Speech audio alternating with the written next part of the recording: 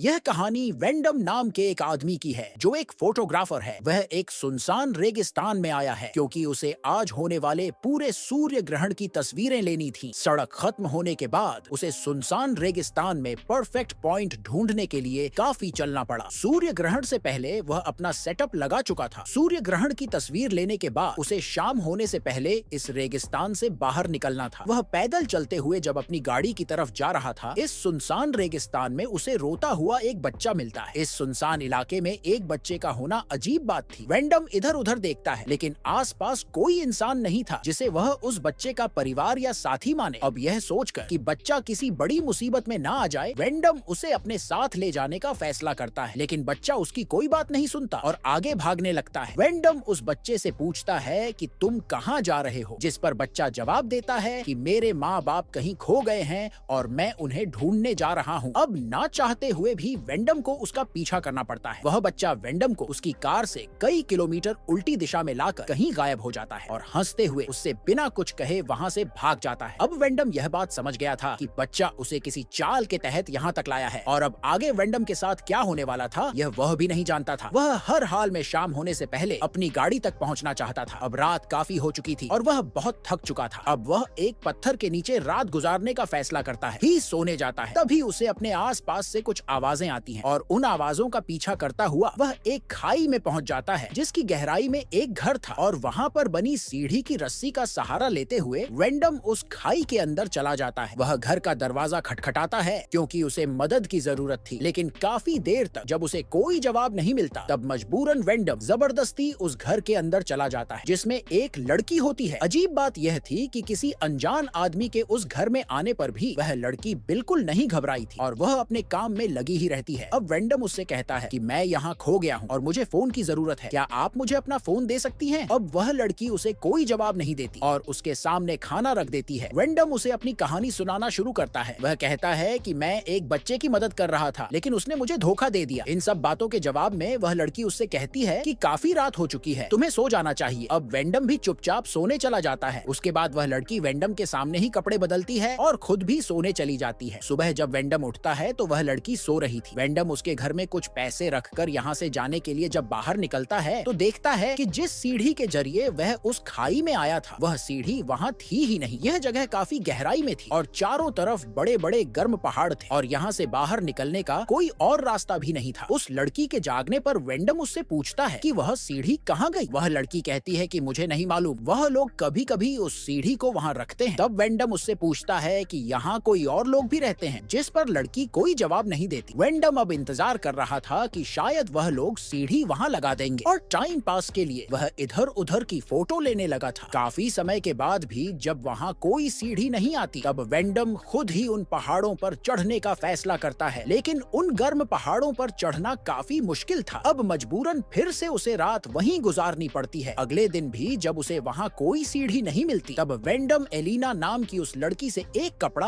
और एक हथौड़ी लेकर उन पहाड़ों के ऊपर चढ़ने की कोशिश करता है। इस बार वह काफी हद तक सफल भी हो चुका था। तभी ऊपर से कुछ लोग आ जाते हैं और वह लोग वेंडम के ऊपर एक मरी हुई मुर्गी फेंकते हैं। वेंडम डिसबैलेंस होकर नीचे गिर जाता है और इतनी ऊंचाई से नीचे गिरने की वजह से वह बेहोश हो चुका था। अब रात को जब उसे होश आता है तो वह देखता है कि हथौड़ी उसके पांव में लग चुकी है, जिस वजह से वह दर्द से चिल्लाने लगता है। अब यह देखकर एलिना उसके पास आती है और उसके पांव से हथौड़ी निकालकर पट्टी बांध देती है और इस तरह वेंडम और कुछ दिनों के लिए यहाँ फंस जाता है। अब 2 दिन बाद जब दोबारा वह यहाँ से निकलने की कोशिश करता है तो मेरी मदद करो, उसकी आवाजें सुनकर एलिना बाहर आती है। अब वह एलिना से पूछता है कि आखिर तुम कौन हो और मुझसे क्या चाहती हो। एलिना घबराते हुए वेंडम से कहती है कि मैं तुम्हारा ख्याल रख सकती हूँ, मैं तुम्हें खाना दे सकती हूँ। तब वेंडम कहता है कि मुझे खाना नहीं चाहिए, मुझे बस अपने घर वापस जाना है। एलिना यहाँ वेंडम के करीब आने की भी कोशिश करती है लेकिन वेंडम उससे दूर चला जाता है। तभी ऊपर कुछ लड़के उसे देखकर कहते हैं तुम मदद के लिए चिल्ला रहे थे, बताओ तुम्हें क्या चाहिए। उन्हें देखकर वेंडम बहुत ज्यादा खुश हो जाता है और कहता है कि मुझे सिर्फ एक रस्सी चाहिए ताकि मैं यहाँ से निकल सकूं। अब लड़का उससे यह कहकर वहाँ से चला जाता है कि मैं रस्सी ढूंढ कर लाता हूँ और तुम मेरा यहाँ इंतजार करना। अब वेंडम को एक उम्मीद नजर आ रही थी, इसलिए वह बहुत खुश था। अब कुछ देर बाद वह लड़का उसे रस्सी दे देता है और वह लड़का उससे कहता है कि इस रस्सी को अपने आसपास अच्छे से लपेट लो। अब वेंडम उस रस्सी को चारों तरफ अच्छे से बांध लेता है और वह लड़के उसे ऊपर की तरफ खींच खींचना शुरू कर देते हैं। अब पीच वो काफी जख्मी था,